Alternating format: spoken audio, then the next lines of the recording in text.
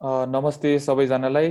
आज हामी यस वातावरण विकको चाहिँ तेस्रो दिनमा छौँ। सबैजनालाई स्वागत छ। जतिजना पनि हामीसँग जोडिनु भएको छ यहाँ जुममा र हाम्रो फेसबुक लाइभमा पनि हामी लाइभ गइरहेका छौँ। आज यो सस्टेनेबल 7 स्टेप्स टु सस्टेनेबिलिटीको तेस्रो दिनमा आज हामी मोबिलिटीको लागि कुरा गर्दैछौँ। सस्टेनेबल मोबिलिटी र आज विश्व बाइसिकल दिवस पनि रहेको छ, जसमा चाहिँ हामी यो जुन 3 मा लगभग 3 वर्ष अगाडि यो वर्ल्ड बाइसिकल डे भनेर चाहिँ संसारभर मनाउँदै आइरहेको थियो। त्यसको लागि पनि अब हामीले यो बाइसिकलको लागि पनि धेरै मोबिलिटीको लागि भनेर अब हामीले विभिन्न यो फेसिलिटेसनहरू पनि गरिरहेका थियौँ र आज हामीले यो हाम्रोमा यो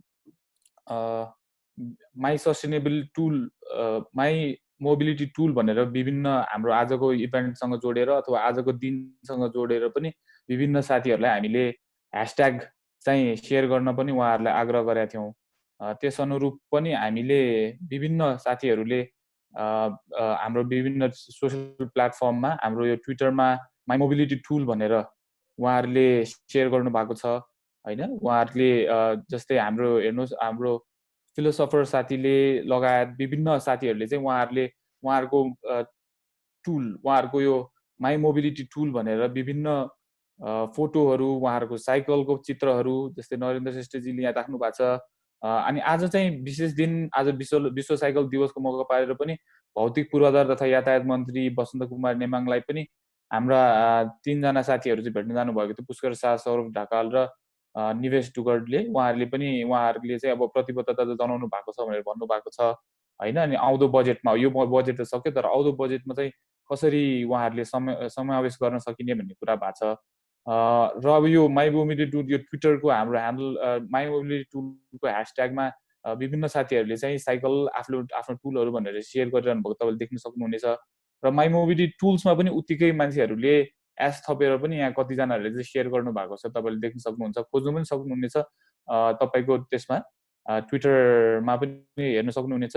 साथसाथै हाम्रो फेसबुकमा पनि विभिन्न साथीहरूले, हाम्रो निर्जलाजीले पनि सेयर गर्नुभएको रहेछ होइन, सौरभजी, त्यसपछि यहाँ सबैले चाहिँ यो वर्ल्ड बाइसिकल डे र my mobility tool 7 steps to sustainability भनेर साथीहरूले चाहिँ धेरै साथीहरूले यहाँ पोस्ट गर्नु भएको छ हाम्रो उहाँहरूको ह्यान्डलमा, उहाँहरूको यो ह्यासट्यागमा। साथसाथै अर्को पनि जस्तै माई मोबिलिटी टुल भनेर हाम्रो एउटा साथी हुनुहुन्थ्यो, उहाँलाई मैले ठ्याक्क विशेष मेन्सन गर्न चाहेँ। उहाँ चाहिँ उहाँको एम्पुटी हुनुहुन्छ। उहाँले पनि आफ्नो माई मोबिलिटी टुल भनेर उहाँको फोटो पनि हाल्नु भएको छ। त्यसले चाहिँ मलाई छस्स छोएको पनि थियो। हामी सस्टेनेबिलिटीको कुरा गर्दा उहाँको मोबिलिटी टुल त त्यो रहेछ भन्ने कुराहरू मैले फोकस गर्न चाहेँ। जस्तै विभिन्न यहाँ सरोज दाईले अरूले राख्नुभएको ह्यासट्यागलाई पनि फेरि सेयर पनि गर्नुभएको छ यहाँ होइन। गगन थापाजीले पनि यहाँ सौरभ दाईको पोस्टलाई चाहिँ सेयर पनि गर्नुभएको छ, निवेशले पनि सेयर गरेको छ होइन। त्यस कारणले हामीले सबैलाई रिक्वेस्ट पनि गरेका थियौँ, उहाँहरूले जति पनि आजको उहाँहरूको मोबिलिटी टुल के हो भन्ने कुराहरूलाई चाहिँ सेयर गर्नु होला भन्ने पनि कुरा गरेका थियौँ। र आज हाम्रो विशेष गरी 3 जना स्पिकर हुनुहुन्छ हामीसँग। हाम्रो प्रशान्त खनालजी, त्यसपछि इन्जिनियर किरण दाई हुनुहुन्छ, त्यसपछि सजल प्रधान हुनुहुन्छ। उहाँहरू आफ्नो क्षेत्रमा विभिन्न कामहरू गरिरहनु भएको छ। विभिन्न कामहरू गरिरहनु हुँदा हाम्रो प्रशान्तजी चाहिँ उहाँ इन्भाइरोमेन्ट साइन्समा, इन्भाइरोमेन्ट म्यानेजमा उहाँले आफ्नो मास्टर्स गर्नुभएको हो भने उहाँ चाहिँ यो अर्बन ट्रान्सपोर्टेसनमा चाहिँ लामो विगत 10 वर्षदेखि नै अर्बन ट्रान्सपोर्टेसन, अर्बन इन्फ्रास्ट्रक्चर र मोबिलिटीमा चाहिँ काम गर्दै आइरहनु भएको हो। र अनि उहाँ चाहिँ यो urban transportation, air quality management र सस्टेनेबल सिटिजमा चाहिँ काम गर्दा भएको भने किरणजी चाहिँ हाम्रो आर्किटेक्ट हुनुहुन्छ। उहाँ प्लानर हुनुहुन्छ र साइक्लिङ गर्न रुचाउनुहुन्छ, जहिले पनि साइक्लिङ गर्नुहुन्छ। र उहाँ अहिले हाल नेपाल साइकल सोसाइटीको कोषाध्यक्ष हुनुहुन्छ र यो पेडेस्ट्रियन र साइकल फ्रेन्डली सिटी नेपालको लागि उहाँहरू चाहिँ कार्यरत हुनुहुन्छ।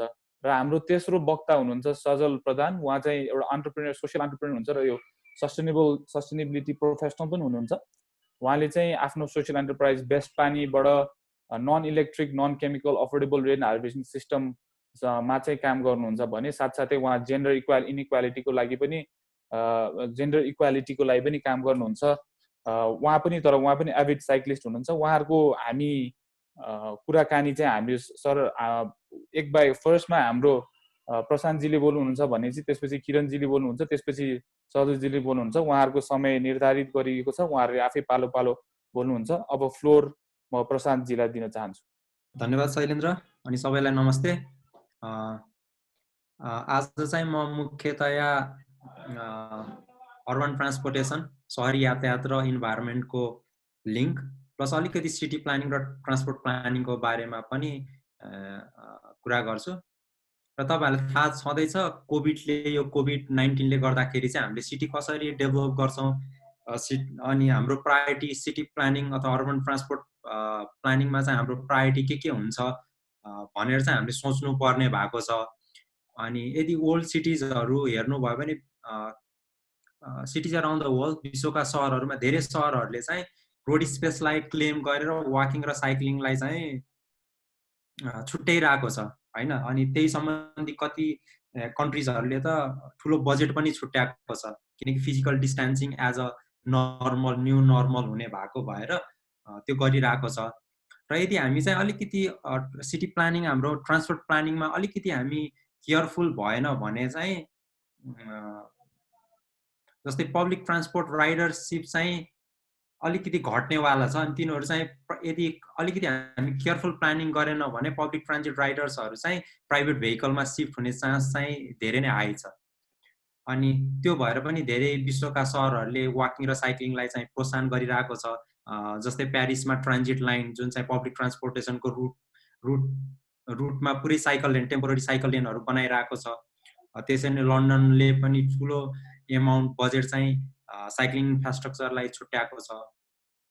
तर हाम्रो बजेट हेर्ने हो भने, अस्ति आएको बजेट हेर्ने हो भने हाम्रो बेसिकली एकदम कार बेस्ड इकोनोमी भयो, कार सेन्ट्रिक प्लानिङ छ।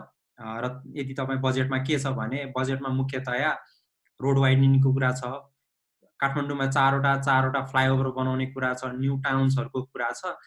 तर हाम्रो बजेटमा चाहिँ अहिलेसम्म चाहिँ वाकिङ र साइक्लिङ भनेर चाहिँ अहिलेसम्म बजेटमा कहिले पनि मेन्सन भएको छैन। त्यो प्रायोरिटाइज हुने त कुरै भएन। अब अहिले बजेटमा, सेन्ट्रल गभर्मेन्टको बजेटमा नभए पनि एउटा आश चाहिँ के छ भने सिटी गभर्मेन्टहरूले चाहिँ यसलाई प्रायोरिटाइज गर्छ कि भन्ने आश छ। अनि त्यो चाहिँ हुनुपर्ने चाहिँ एकदम जरुरी छ कोभिड-19ले गर्दा।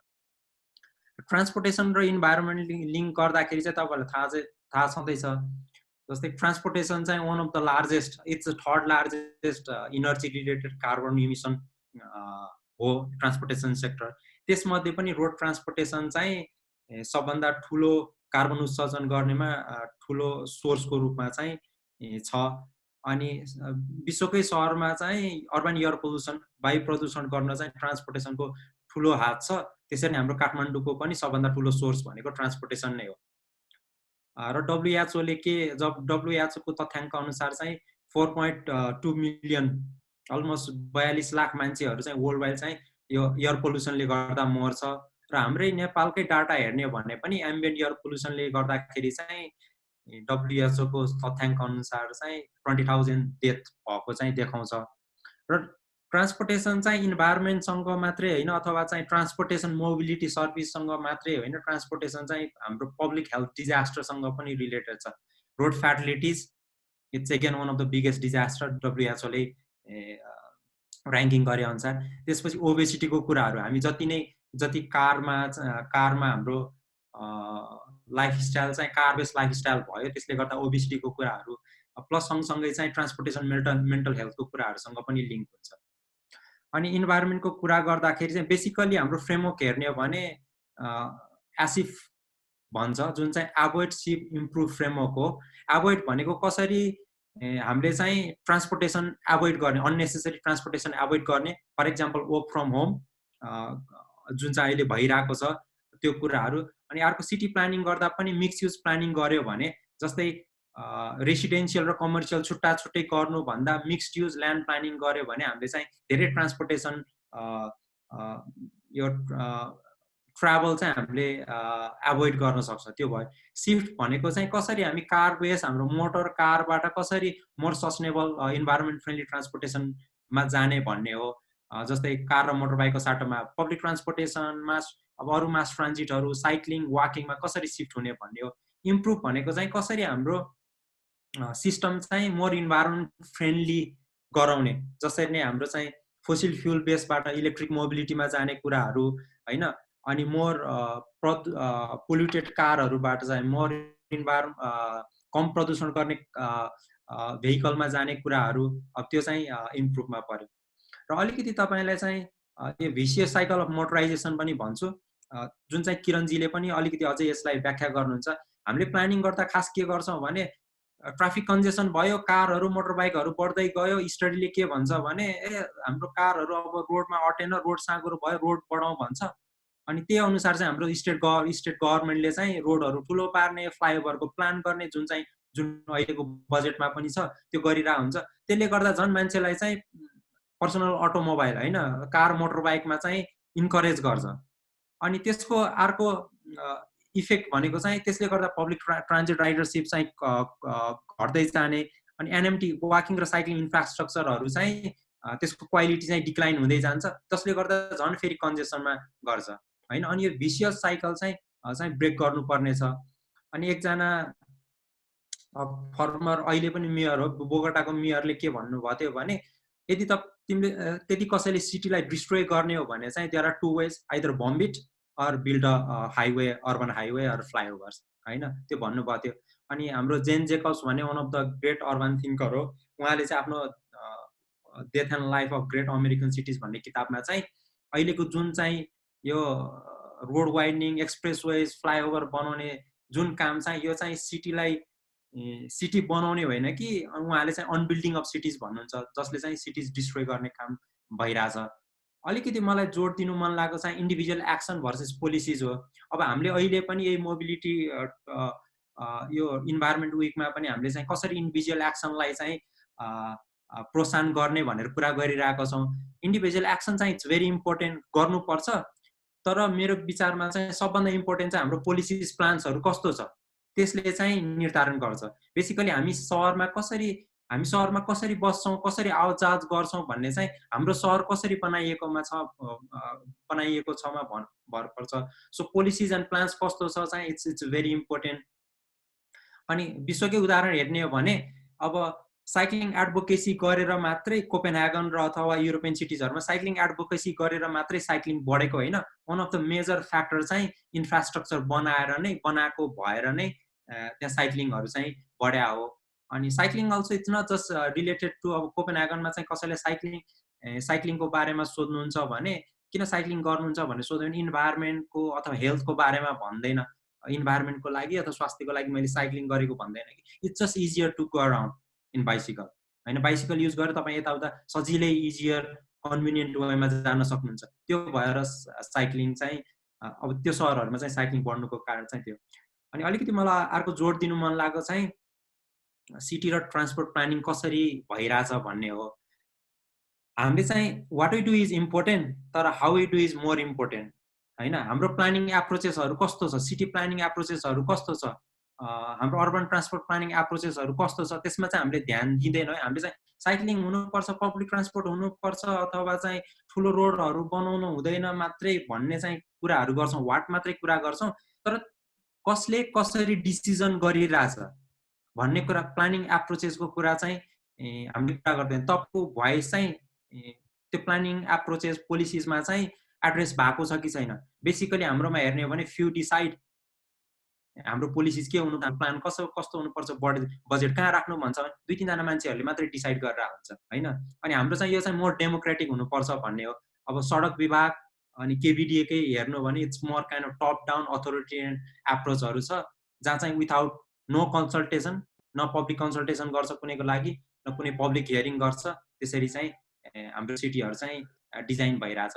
तर मेरो विचारमा चाहिँ अब गर्ने भनेको चाहिँ हामीले सिटी गभर्मेन्ट, लोकल गभर्मेन्टलाई कसरी मोर तिनीहरूको इन्स्टिट्युसनल स्ट्रक्चरमै ट्रान्सपोर्टेसन भन्ने चाहिँ ट्रान्सपोर्टेसन अर्बन मोबिलिटीको कुराहरू चाहिँ इन्स्टिट्युसनल स्ट्रक्चरमै हुनु पर्यो। सस्टेनेबल फन्डिङको कुराहरू प्लस ह्युमन रिसोर्सेसको कुराहरू चाहिँ सिटी गभर्मेन्टको चाहिँ स्ट्रक्चरमा नै हुनुपर्छ भन्ने हो। र अर्को कुरा चाहिँ अहिले धेरै रोडहरू सिटी गभर्मेन्टको अन्तर्गत छैन। अनि I think it's very important that metropolitan अथवा चाहिँ म्युनिसिपालिटीको रोडहरू चाहिँ कसरी डिजाइन हुन्छ, कसको कसले डिजाइन गर्छ भन्दा त्यो चाहिँ जुरिस्डिक्सन चाहिँ नगरपालिकाभित्र हुनुपर्छ, लोकल गभर्मेन्टमा हुनुपर्छ।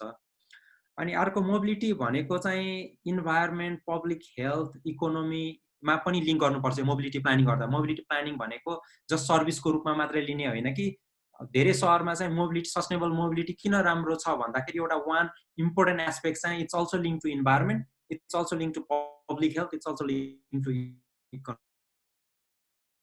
अनि अर्को सस्टेनेबल मोबिलिटीको गर्दै गर्दा चाहिँ it's not just about environment र इकोनोमी पनि, इट्स अल्सो अबाउट सोसियल इक्विटीको कुराहरू पनि होइन। कसको लागि चाहिँ सहर बनाउँदै हुनुहुन्छ तपाईँले? कार बेस्ड, यदि कार बेस्ड ट्रान्सपोर्ट प्लानिङ गर्दै हुनुहुन्छ भने तपाईँले चाहिँ केही जनसङ्ख्याको लागि मात्रै प्लानिङ गर्दै हुनुहुन्छ। तर तपाईँले पब्लिक ट्रान्सपोर्टेसनमा, वाकिङ, साइक्लिङमा चाहिँ मोर प्रायोरिटाइज गरेर मोर बजेटहरू त्यसमा गर्नुभएको छ भने इट्स मोर इक्विटेबल प्लानिङ होइन। तपाईँले धेरैजना मान्छेको लागि चाहिँ प्लानिङ गरिराख्नु भएको छ। र खास मेरो यति नै हो। अनि यसपछि किरण जोशीले अलिकति यो ट्रान्सपोर्टेसन र इन्फ्रास्ट्रक्चर बारेमा चाहिँ उहाँले प्रेजेन्टेसन दिनुहुन्छ। हस्, धन्यवाद। नमस्ते सबैलाई, म किरण जोशी र आज म चाहिँ सहरको लागि चाहिँ सस्टेनेबल मोबिलिटीको मोडेल कस्तो हुनुपर्छ अथवा कस्तो हुनसक्छ भन्ने बारेमा चाहिँ कुरा गर्न गइरहेको छु। सस्टेनेबल मोबिलिटीको बारेमा चाहिँ हामीले किन कुरा गर्नुपर्छ भन्ने बारेमा सानो कुरा गर्छु। त्यसपछि चाहिँ त्यो एचिभ गर्नलाई कस्तो इन्फ्रास्ट्रक्चर मेजरहरू चाहिन्छ भन्ने बारेमा मेरो आफ्नै विचार हो। सुरुमा म चार्टबाट चाहिँ मेरो कसरी ट्राभल गर्छन् भन्ने एउटा चार्ट हो, जुन चाहिँ जाइकाले 2011 मा निकालेको हो। त्यहाँ के हुन सक्छ भने 1991 मा चाहिँ मोटरसाइकलको पर्सेन्टेज 9.3 थियो र त्यो चाहिँ 2011 मा गएर 26% मा बढ्यो होइन। र हामीले यसलाई चाहिँ के हो भने सहरको डेभलपमेन्टको रूपमा हेर्छौँ। प्राइभेट मोटराइज भेहिकललाई मात्र फोकस गरेर चाहिँ मोबिलिटी सस्टेनेबल हुन सक्दैन भन्ने कुरा चाहिँ हामीले बुझ्नुपर्छ। र मेन सस्टेनेबल मोबिलिटीको मेन फोकस पनि त्यही नै हो। र यसको एउटा इक्जाम्पल दिन चाहन्छु। 2011 कै कुरा गर्दाखेरि चाहिँ बाबुराम भट्टले चाहिँ धेरै ठाउँमा रोड एक्सपान्सन गरेको थियो, जसले गर्दा चाहिँ धेरै ठाउँमा रोडको विथ बढेको थियो र मान्छेले के सोचेको थियो अब चाहिँ यहाँ काठमाडौँमा चाहिँ जाम हुनु है भन्ने सोचेको थियो होइन। तर त्यसको 3-4 वर्ष पछि नै होइन फेरि त्यही प्रब्लम सुरु भयो। र जुन अघि नै प्रशान्तले कुरा गरेको थियो त्यो भिसियस साइकल भन्ने चिज, त्यो अहिले पनि रिपिट हुँदै जाने हो। रोड एक्सपान्सन भनेको चाहिँ सोल्युसन चाहिँ होइन, एउटा भिसियस साइकल हुन्छ होइन। मान्छेले के गर्छ भने ट्राभल टाइम घटाउन चाहिँ प्राइभेट भेहिकलमा जान्छ र प्राइभेट भेहिकलमा जाँदाखेरि चाहिँ बिस्तारै कन्जेसनहरू चाहिँ बढ्दै जान्छ र ट्राभल टाइम चाहिँ इन्क्रिज हुन्छ होइन। र त्यसको लागि चाहिँ सल्भ गर्न चाहिँ मान्छेले चाहिँ रोड एक्सपान्सन गर्छ। रोड एक्सपान्सन गरिसकेपछि हुन्छ के भने अझ बढी मान्छेहरू चाहिँ पब्लिकबाट प्राइभेटमा सिफ्ट हुन्छ र त्यसले गर्दा बिस्तारै इन टाइम चाहिँ मोर कन्जेसन क्रिएट हुन्छ। र अनि त्यो क्रिएट गरेपछि फेरि अनि त्यही भिसियस साइकल रिपिट हुँदै जान्छ। र एउटा यस्तो स्टेज पनि आउँछ जुन स्टेजमा चाहिँ हाम्रो चाहिँ यो साइकल कन्टिन्यू गर्न सक्ने अवस्था पनि हुँदैन र यो ब्रेक हुन्छ। सहरमा चाहिँ गाडी चलाउनलाई ठाउँ पनि हुँदैन र यसले गर्दा चाहिँ सबभन्दा मर्का पर्ने जो पब्लिक भेहिकल युजर छ उनीहरूलाई चाहिँ सबभन्दा धेरै मर्का पर्ने हुन्छ। र यसबाट हामीले बुझ्नुपर्ने मेन कुरा के हो भने हामीले गाडीको लागि सडक बनायो भने सहरले चाहिँ गाडी नै पाउँछ, अरू केही पाउँदैन।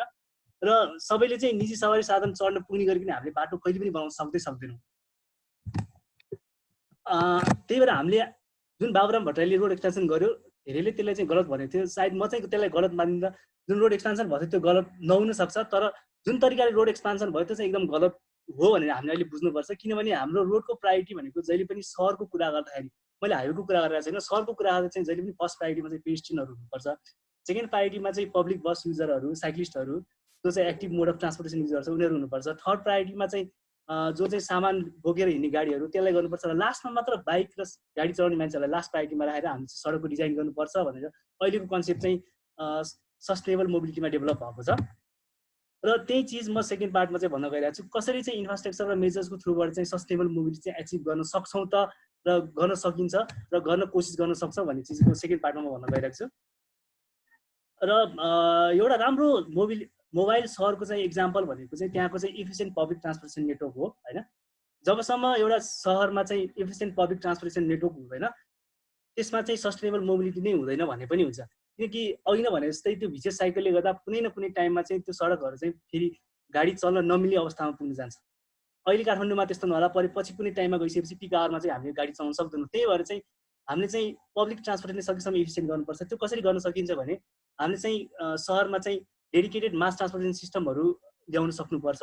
र बस त्यो भनेको चाहिँ टेक्निकल टर्ममा चाहिँ बस ऱ्यापिड सिस्टम भन्छ। त्यसमा चाहिँ के हुन्छ भने बसलाई चाहिँ छुट्टै एउटा लेन दिइन्छ। र अर्को हामीले काठमाडौँको लागि गर्न सक्ने भने के हो भने यो रिङ रोड भित्रको लागि बस्दाखेरि चाहिँ रिङ रोड भित्रको सबै गाडीहरू आउने जाने गाडीहरू र त्यसभित्र चल्ने गाडीहरू सबैलाई एउटा सिङ्गल म्यानेजमेन्टमा राख्न सक्यो भने त्यो पनि राम्रो हुन्छ। त्यो भयो भने के हुन्छ भने मान्छेले चाहिँ एउटा मल्टी टिकट दिएर जुन पनि गाडीमा सवारी गर्न सक्छ। यसको मेन गोल के हो भने मान्छेहरूलाई चाहिँ मोड सिफ्ट गर्नबाट चाहिँ यसले रोक्छ। मान्छेहरूलाई चाहिँ private car private bike shift हुनबाट चाहिँ यसले चाहिँ रोक्छ। अब एउटा क्वेसन जहिले पनि आउने के हो भने अहिले नै त्यति गाडी धेरै छ होइन, पब्लिक ट्रान्सपोर्टेसनको लागि छुट्टै लेन दिन सकिन्छ त भन्ने क्वेसन जहिले पनि आइरहेको हुन्छ। तर यसको एन्सर एउटा सिम्पल छ, त्यो दिनै पर्छ। दिएन भने त्यो मोबिलिटी सस्टेबल कहिले पनि हुनै सक्दैन। त्यो दियो भने हामीले के बुझ्नुपर्छ भने लङ टर्ममा गएर यसले चाहिँ हाम्रो स्ट्रिटको रोडको चाहिँ क्यापेसिटी बढाउने नै हो। सुरुमा चाहिँ प्राइभेट भेहिकलहरूलाई चाहिँ गुन्न चाहिँ अलिकति गाह्रो हुन्छ, तर त्यसले पब्लिक भेहिकलले गर्दा इफिसियन्ट भएकोले गर्दा मान्छेहरू चाहिँ प्राइभेट भेहिकलमा सिफ्ट अलिक कम हुन्छ र त्यसले गर्दा चाहिँ रोड क्यापेसिटी बढ्छ। किनभने जति धेरै हामी पब्लिक भेहिकलमा ट्राभल गर्यो त्यति धेरै रोडको क्यापेसिटी बढ्ने त हो। यो अपर्च्युनिटी हाम्रो रिङ रोडमा पनि थियो, तर हामीले यो अपर्च्युनिटीलाई युज गरेनौँ। रिङ रोडलाई बनाउनु त बनायो, तर सबै गाडीले एउटै बाटो सेयर गर्छ, जसले गर्दा चाहिँ के हुन्छ भने अहिलेलाई त त्यो एकदम रिलेटिभली एकदम खाली छ। पछि एउटा टाइम यस्तो पनि आउन सक्छ कि मान्छेले त्यहाँ चाहिँ प्राइभेट गाडीहरू बढ्दै गरेको त्यहाँ चाहिँ फेरि त्यही पब्लिक गाडीहरूलाई पछि बिस्तारै गाडी जाने अवस्था आउन सक्छ। त्यही साइकलले गर्दा चाहिँ पछि यो रिङ रोड पनि त्यतिकै जाम हुने अवस्था आउन सक्छ। अब यो अहिलेसम्म भयो हाम्रो चाहिँ पब्लिक ट्रान्सपोर्टेसनको कुरा भयो। र अब म चाहिँ एक्टिभ मोड अफ ट्रान्सपोर्टेसनको कुरा गर्दैछु। एक्टिभ मोड अफ ट्रान्सपोर्टेसन भन्नाले जसमा चाहिँ हामीले चाहिँ आफ्नै पावर युज गरेर चाहिँ ट्रान्सपोर्ट गर्छौँ। जस्तै कि हामी वाकिङलाई र साइक्लिङलाई चाहिँ एक्टिभ मोड अफ ट्रान्सपोर्टेसन भन्छौँ। काठमाडौँको केसमा चाहिँ म अलिक स्कोप लिमिट गरेर चाहिँ रिङ रोड भित्रको एरियालाई भन्छु। रिङ रोड भित्रको एरिया हाम्रो पहिला सुरु आइडियल कम्युटिङ डिस्टेन्सको टाइमको कुरा गरौँ। त्यो भनेको चाहिँ 40 मिनट चाहिँ हामीले चाहिँ आइडियल कम्युटिङ टाइम भनेर मान्छौँ। 40 मिनटभन्दा बढी चाहिँ हामीले कम्युटिङको लागि टाइम खर्च गर्न हुँदैन भनेर भन्छ। र त्यो भनेको चाहिँ एउटा साइकलको हिसाबमा चाहिँ 15 किलोमिटर पर आवर। रेगुलर साइक्लिस्टको लागि चाहिँ त्यो भनेको चाहिँ 10 किलोमिटर। र एउटा चाहिँ एभरेज साइक्लिस्ट भन्नाले एउटा नयाँ साइक्लिस्टहरूको लागि चाहिँ एट 10 किलोमिटर पर आवर, त्यो चाहिँ 6.5 किलोमिटर आउँछ। र हामीले यो रिङ रोड हामीले यो सहरलाई रिङ रोडको भित्री क्षेत्रलाई हेऱ्यौँ भने त्यसको म्याक्सिमम डिस्टेन्स भनेको केवल 9.5 किलोमिटर हो। भनेपछि यो रिङ रोड भित्रको कुनै पनि ट्रान्सपोर्टेसन चाहिँ हामीले चाहिँ साइकलबाट कभर गर्न सक्छौँ। त्यही भएर यो रिङ रोड भित्रको एरियालाई चाहिँ हामीले सकेसम्म प्राइभेट भेहिकल ओरिएन्टेड भन्दा पनि साइकल र पेडेस्ट्रियनाइज गर्नु, पेडेस्ट्रियन फोकस भएर बनाउनु चाहिँ राम्रो हुन्छ। सबैको लागि गर्न नसकिएला, तर रिङ रोड भित्र एरियालाई गर्नु नै हाम्रो विकल्प हो भन्ने मेरो ओपिनियन हो। र त्यो कसरी गर्न सकिन्छ भनेपछि हामीले चाहिँ safe and comfortable dedicated share साइक्लिङहरू चाहिँ हामीले रोडमा दिन सक्छौँ। त्यसले चाहिँ के गर्छ भने एउटा चाहिँ अब एकदमै एक्सपर्ट साइक्लिस्टलाई त जस्तो बाटो पनि केही अप्ठ्यारो हुँदैन, तर हाम्रो टार्गेट ग्रुप भनेको चाहिँ नयाँ साइक्लिस्टहरू हुनुपर्छ। सानो नयाँ साइक्लिस्टहरू एकदम जो रेगुलर छैन उनीहरूलाई चाहिँ हामीले टार्गेट गर्नुपर्छ। उनीहरूको लागि चाहिँ एकदम safe and comfortable dedicated cycle लेनहरू एकदम आवश्यक हुन्छ। हामीसँग साइकल लेन त छ, तिनकुलेदेखि माइतीघरसम्मको साइकल लेन पनि एउटा इक्जाम्पल हो, तर त्यसमा चाहिँ हामीले सेफ र कम्फर्टेबल भएर साइकल गर्न सक्दैनौँ। त्यही भएर पनि त्यो अलिकति फेल भएको हो। हाम्रो लागि फुटपाथहरू पनि सेफ र वाइड हुनुपर्ने हुन्छ। र यो कसरी गर्न सकिन्छ त भन्ने कुरा आउँदाखेरि चाहिँ हामीले चाहिँ सहरमा चाहिँ मेजर्सहरू पनि लाग्न सक्छौँ। जस्तै कि वान वे ट्राफिकहरू इन्ट्रोड्युस गर्न सक्छौँ, जसले गर्दा चाहिँ प्राइभेट भेहिकल अलिक गाह्रो हुन्छ। जसले गर्दा चाहिँ मान्छेहरूलाई चाहिँ प्राइभेट भेहिकलहरूबाट चाहिँ साइकल अथवा वाकिङ गर्नमा चाहिँ उनीहरूलाई चाहिँ प्रेरणा दिन्छ। त्यसले चाहिँ के पनि गर्छ भने त्यसले चाहिँ फुटपाथ र साइक्लिङहरूको लागि स्पेस पनि प्रोभाइड गर्छ। त्यसले गर्दा सहरको सेफ्टी पनि इम्प्रुभ हुन्छ, किनभने वान वे गर्न साथै त्यहाँ हेड अन कोलिजन हुँदैन, जसले गर्दा चाहिँ सहरको सेफ्टी पनि हुन्छ र कन्जेसन पनि कम हुन्छ। हामीले अर्को गर्नुपर्ने चिज भनेको चाहिँ के हो भने हाम्रो जुन कोर एरियाहरू छ जहाँ बाटोहरू एकदम साँघुरो छ, जहाँ चाहिँ बिल्डिङहरू ठाउँमा छ, जहाँ चाहिँ अब कर्नरमा चाहिँ गाडी आएको पनि हेर्न सक्छौँ, त्यस्तोमा चाहिँ पेडेस्ट्रियन फ्रेन्डली गर्नु एकदम राम्रो पनि हो।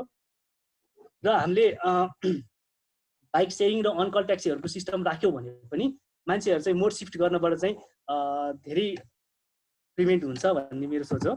र अर्को भनेको चाहिँ हामीले चाहिँ साइकल स्ट्यान्डहरू ठाउँमा राख्न सक्यो भने चाहिँ यो त एकदम सस्तो र सजिलो इन्फ्रास्ट्रक्चर मेजर हो, जसले चाहिँ हामीले चाहिँ साइक्लिङ प्रमोट गर्न सक्छौँ।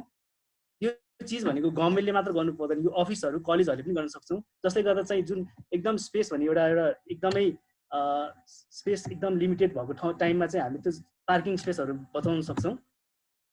अर्को एउटा चाहिँ गर्न सक्ने भनेको चाहिँ सजिलो तरिका भनेको चाहिँ अघि नै जति पनि भने मैले त्यो गर्दाखेरि चाहिँ अलिक गाह्रो हुनसक्छ, तर अर्को एउटा गर्न सक्ने चिज भनेको चाहिँ जति पनि हाम्रो रिभर कोरिडोर छ त्यहाँ चाहिँ हामीले साइक्लिङ बनाउन सक्छौँ।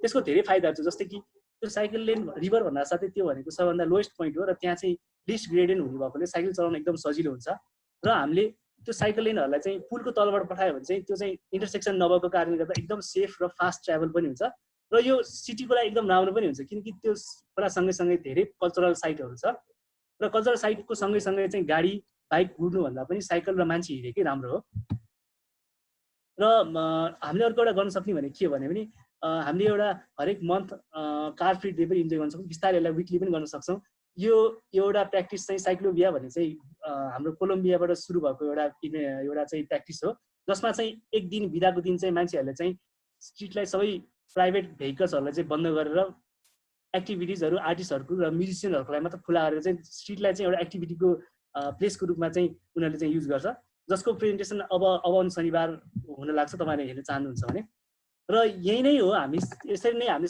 मोबिलिटी चाहिँ सस्टेनेबल बनाउन सक्छौँ हामी अहिले जुन फेजमा छौँ त्यो फेजमा चाहिँ नेदरल्यान्ड 1960s थियो होइन उनीहरूसँग पनि दुईवटा अप्सन थियो कि चाहिँ फ्लाइओभरहरू बनाएर उनीहरूले चाहिँ सिटीलाई चाहिँ एक्सपान्ड गर्न सक्थ्यो यो चाहिँ फ्लाइओभरहरू बनाएर उनीहरूको चाहिँ एउटा सिटी एक्सपान्ड गरेको उनीहरूको एउटा सोच थियो तर उनीहरूले त्यो चुज गरेन उनीहरूले चाहिँ साइक्लिङलाई चुज गर्यो अनि यसको लागि चाहिँ लोकल पपुलेसनको इन्ट्रेस्ट मात्र भएर पनि पुगेन गभर्मेन्टको सपोर्ट मात्र पनि भएर पुगेन दुबईको एउटा चाहिन्छ लोकल पपुलेसनबाट इन्ट्रेस्ट र अन्डरस्ट्यान्डिङ पनि हुनु पर्यो र गभर्मेन्टको चाहिँ इन्फ्रास्ट्रक्चरमा र मेजर्सहरूको थ्रुबाट चाहिँ सपोर्ट पनि हुनु पर्यो र मेन यो दुटै भयो भने मात्र हामीले चाहिँ यो सस्टेनेबल साइक्लिङ मोबिलिटीको चाहिँ इक्जाम्पल हामीले इम्प्लिमेन्ट गर्न सक्छौँ भन्नु नै मेरो मेन गोल हो र यो तपाईँहरूबाट आफैबाट पनि सुरु गर्न सक्नुहुन्छ तपाईँहरूको कम्युटिङ टाइम डिस्टेन्स चाहिँ 8 किलोमिटरभन्दा कम छ भने तपाईँ आफै पनि साइक्लिङ स्टार्ट गर्न सक्नुहुन्छ यो एकदम सजिलो डिस्टेन्स हो साइक्लिङको लागि थ्याङ्क यू मेरो यति नै हो सो इन्ट्रोडक्सनमा नजाउँ बिकज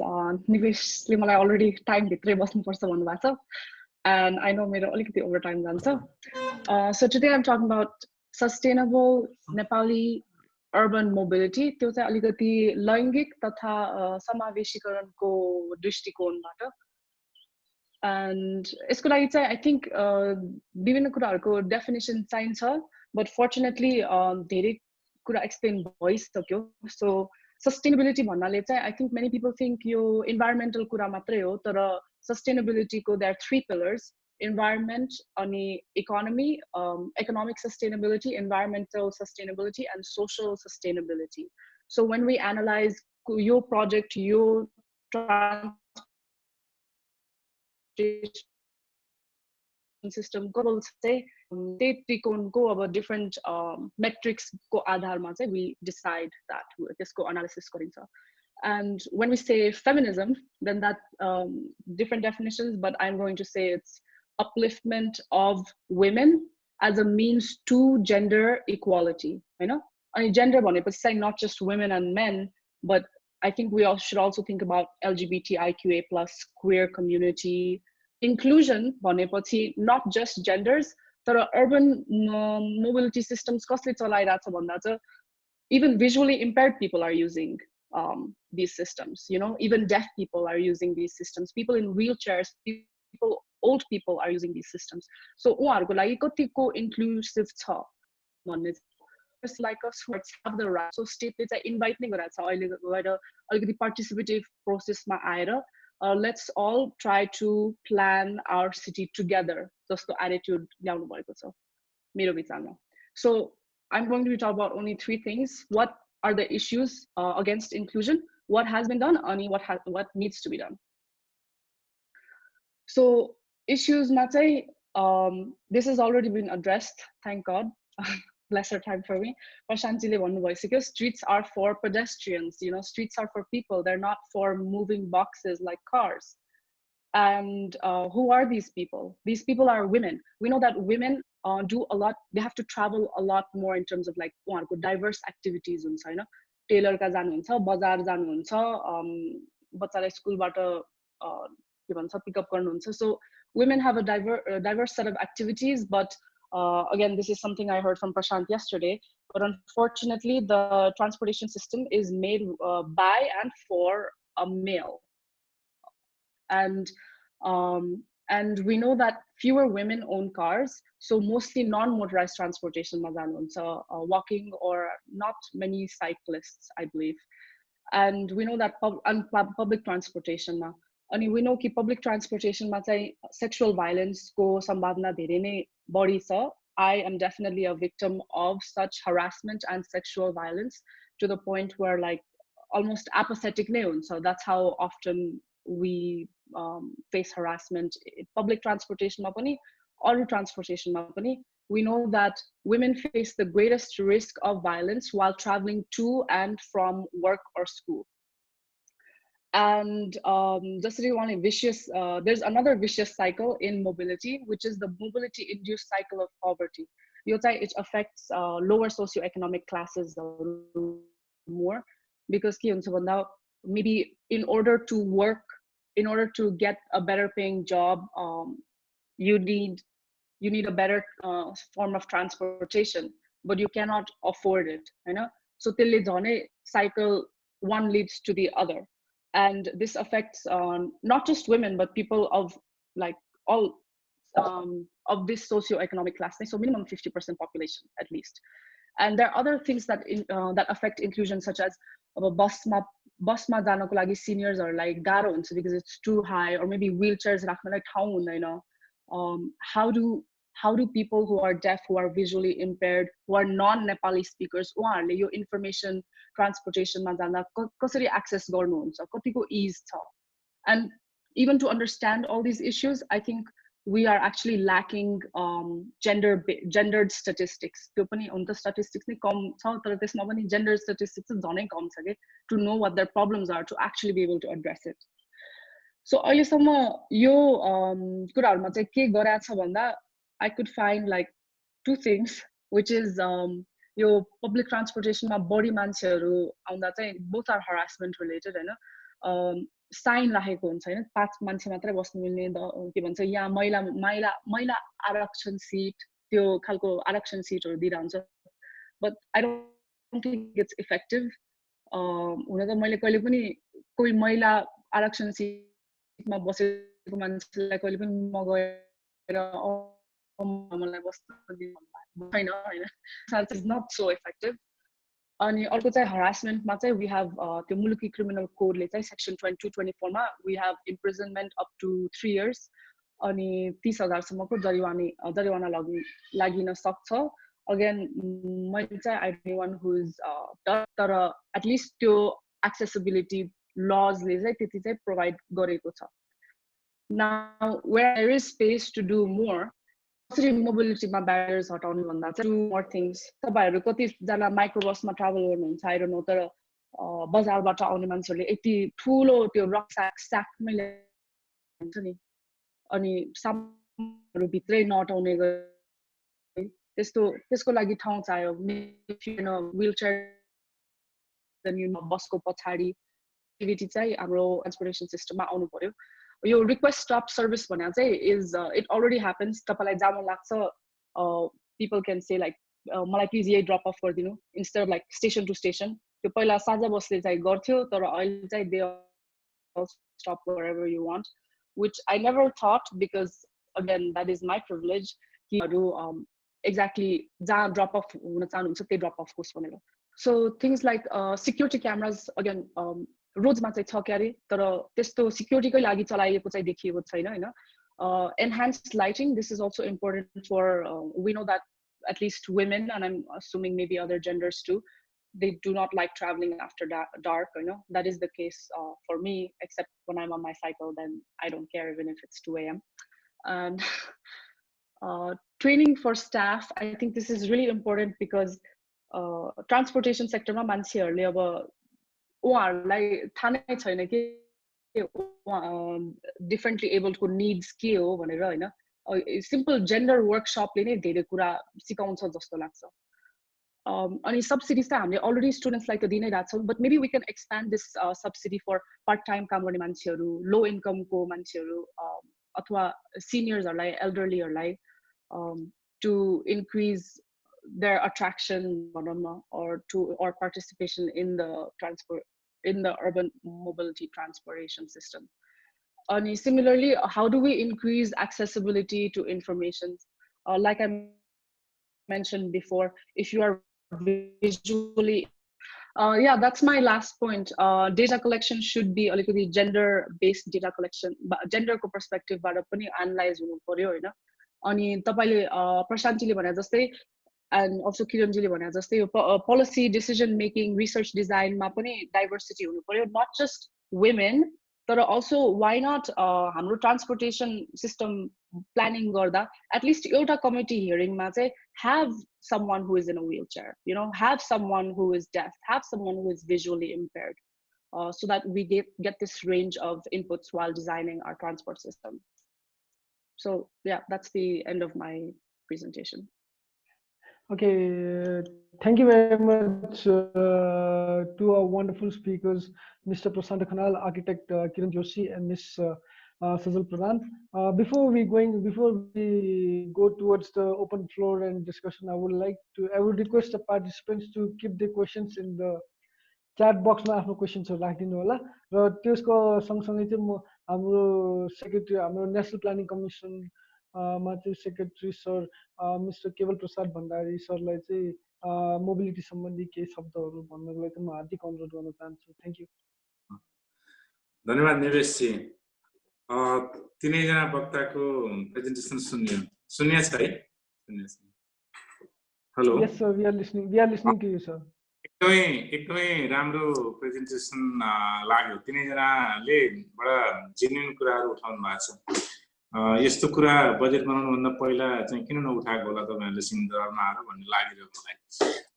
यहाँ पनि मान्छेहरुले यो कुराहरु गर्छन्. सस्टेनेबल मोबिलिटीको लागि, दिगो यातायातका लागि के गर्नुपर्छ भनेर व्यापक छलफल हुने गर्छ.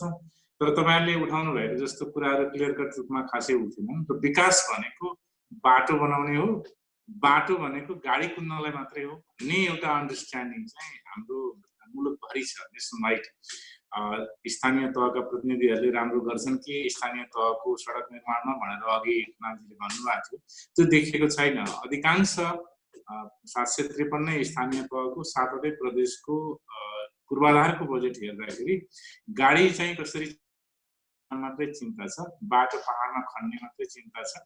त्यो बाटो दिगो छ कि छैन, त्यहाँ पेटी छ कि छैन, ढल छ कि छैन, मान्छे हिँड्न सक्छ कि सक्दैन, साइकल त धेरै परको कुरा हो. त्यो सिलसिलामा काम भइरहेको हाम्रो सार्वजनिक निर्माणमा यस किसिमका बहसहरू एकदमै महत्त्वपूर्ण लाग्यो मलाई. हुन त यो बोगटाको मेयरलाई सबैले बेग्लै किसिमले सुन्दा रहेछन्. मैले चाहिँ के सुनेको थिएँ भने कुनै सहर कति सम्भ्रान्त छ भन्नको लागि त्यो सहरमा कति प्राइभेट कार कुद्छन् हैन, प्राइभेट कार कुदाउन सक्ने हैसियत भएका मान्छेहरू कति पब्लिक ट्रान्सपोर्टमा यात्रा गर्छन् भन्ने सुनेको थिएँ. अहिले हाम्रो काठमाडौँको चाहिँ एकदमै ठुलो समस्या छ, अरू सहरहरुमा झन् ठुलो समस्या छ. हामी कहाँ त सार्वजनिक यातायात छैन भने पनि हुन्छ. सार्वजनिक भन्नाले सरकारले सञ्चालन गरेको बुझिन्छ. अरू यातायात यो माइक्रोबस अरू बसहरू एकदमै निजी छ. सार्वजनिक प्रयोगमा भए पनि यिनीहरू निजी कम्पनीले ओन गरेका अथवा व्यक्तिगत ओनरका छन्. यिनीहरूको कुनै जिम्मेवारी छैन. त्यसकारणले उहाँले भन्नुभयो जस्तो त्यो भाडाको कुरा अथवा हिंसाको कुरा, महिला र अन्य अशक्त व्यक्तिहरूको यात्राको असुविधाको कुरा, एउटा एम्बारेसिङ सिचुएसन क्रिएट हुँदाखेरि त्यसलाई चाहिँ हेर्ने त्यहाँको वातावरण नहुनेदेखि लिएर एक ठाउँदेखि अर्को ठाउँमा जानको लागि पर्याप्त त्यो चेन्ज गर्नुपर्ने, एक ठाउँ चढेपछि त्यो ठाउँमा नपुगिने, बिचमा चेन्ज गरेपछि हरेक ठाउँमा बेग्लै टिकटिङ गर्नुपर्ने र त्यो एक ठाउँबाट अर्को ठाउँमा बस चढ्नलाई पनि बहुत कठिन हुने, अनि बस्ने ठाउँ नहुने, झुन्डिनु पर्ने, टाँसिनु पर्ने धेरै कुरा छन्. अब न्यू नर्मलमा त ती कुराहरू सम्भवै छैन जस्तो देखिएको छ. अहिलेलाई चाहिँ म तपाईहरुले उठाउनु भएका यी तीनवटै विषयहरू एकदमै जेन्युइन लाग्यो मलाई. हामी यो बहसमा अब आइतबारसम्म छौं. तीन चारवटा कुराहरूलाई हामी स्ट्रङली अधिवचन गरौँ, एडभोकेसी गरौँ. एउटा, सडक बनाउने भनेको चाहिँ मानिसका लागि हो. पेडेस्ट्रियनको राइटको जुन कुरा छ त्यो बहुत इम्पोर्टेन्ट छ. पेडेस्ट्रियनले छोडेपछि अरू चढ्ने, यसको मतलब बाटोमा स्पिड गाडी कुदिराखेको छ, पेडेस्ट्रियन त्यहाँ हाल्ने भन्ने हो. त्यसको आफ्नो डिसिप्लिन छ. त्यसैले मान्छेलाई सडकमा हिँड्नको लागि सजिलो हुने, कम्युट गर्नलाई घरबाट अथवा बसेको ठाउँबाट नजिकको बस स्टप अथवा रेलवे स्टेसन अथवा के छ त्यहाँसम्म पुग्न सजिलो हुने र कामको समयमा बिहान कति बजेदेखि हुन्छ, बेलुका कति बजेसम्म हुन्छ, सार्वजनिक यातायात उपलब्ध हुने, र त्यो चाहिँ खर्च गर्न व्यय गर्न सक्ने मान्छेको आर्जनले उहाँले एउटा राम्रो कुरा उठाउनुभयो यो लो इन्कम कम्युनिटीको चिल्ड्रनको एल्डरलीलाई अलिकति छुट दिने यो छ संसारका धेरै सहरहरूमा बिहान र साँझको रात परेपछिको ट्रान्सपोर्टेसन चाहिँ पुरै हाफ प्राइसमा त्यो सिटीमा काम गर्न आउने मान्छेलाई घर लैजानको लागि प्रयोग गरिन्छ काम गर्न आउनको लागि गरिन्छ त्यो प्र्याक्टिस छ त्यसैले हामीले यो 3-4 कुराहरूमा एकदमै लर्निङ गर्नुपर्यो बाटो बढाउँदाखेरि पेटी नभएका त धेरै सोसल साइटहरूमा आएकै छन् पेटी नै बनाउँदैनौँ हाम्रो र यो समस्या चाहिँ यहाँ बोल्ने धेरैजना इन्जिनियरहरू हुनुहुन्थ्यो निवेश पनि म जिस्काइरहन्छु समस्या चाहिँ नेपालको इन्जिनियरिङमा छ पेटी बनाउनु पर्छ बाटो बनाउँदाखेरि पेटी बनाउनु पर्छ पेडेस्ट्रियनको हिँड्ने ठाउँ बनाउनु पर्छ साइकललाई हिँड्ने ठाउँ बनाउनु पर्छ भन्ने विषय नेपालको कुनै पनि ठुलो इन्जिनियरले विभागको डिजी होला सेक्रेटरी होला अथवा डिभिजन इन्जिनियर होला अथवा प्रोजेक्टको इन्जिनियर होला उसले सुन्नै चाहँदैन त्यसले पढेर आयो कि अन्यथा लिनुहुन्न तपाईँहरू भने त्यसको सर्टिफिकेट चेक गराउने कि त्यहाँसम्मको बहस हाम्रो हुन्छ उहाँहरू सुन्नुहुन्न यो कुरा सौरभजीलाई पनि थाहा छ हामीले विभिन्न म्युनिसिपालिटीको रोड कन्स्ट्रक्सनमा काम गर्दाखेरि मान्नु भएन हाम्रो बहसमा हामी पेटी बनाउँछौँ साइकलको लेन बनाउँछौँ भने पनि टेन्डर गर्दा त्यो गर्नु भएन त्यसकारणले यो एउटा समस्याबाट निक्लिनको लागि चाहिँ हाम्रो एउटा स्ट्रङ एडभोकेसी चाहिन्छ अर्बान मोबिलिटी एकदमै समस्या छ अब भिलेजमा त झन् ठुलो समस्या छ भिलेजमा त एक्सेसै छैन धेरै गाउँहरूमा अझै पनि एक्सेस छैन कसरी बनाउने अब यो बजेटको जुन कुराहरू आएको छ बजेट त्यस्तो ठुलो बजेट भएको मुलुक त होइन हामी अब अहिले कोभिडको कारणले त झन् समस्यामा छौँ तर बजेट बनाउँदा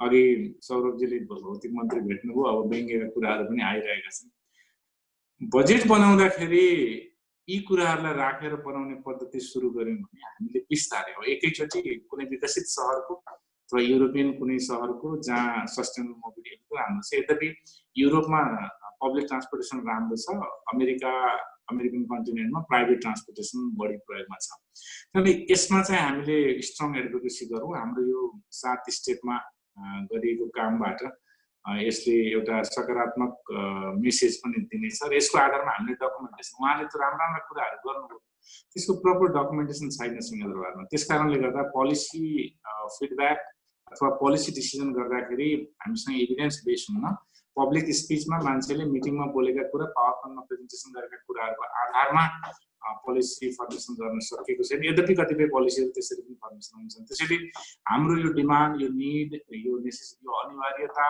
र यसका फाइदाहरू यो किन चाहिन्छ र एउटा सभ्य सुसंस्कृत समाजमा मोबिलिटी किन जरुरी छ र उहाँले भन्नुभएको जस्तै एक्टिभ मोबिलिटी किन जरुरी छ भन्ने कुरालाई चाहिँ अधिवचन गर्न पुग्ने डकुमेन्टको साथ हामीले आउने दिनहरूमा सबै गभर्मेन्टहरूमा काम गर्नुपर्छ मलाई तपाईँहरूको बहसमा सहभागी हुन पाउँदा र तपाईँले उठाएका राम्रा कुराहरू बडा इन्थुजियास्टिक लाग्यो उहाँले कतै लेख्नु पनि भएको छ आफ्नो पाएमा तपाईँहरूले दिनुभएको यो ऊर्जा चाहिँ take care of it. Thank you. Thank you very much, Keval sir.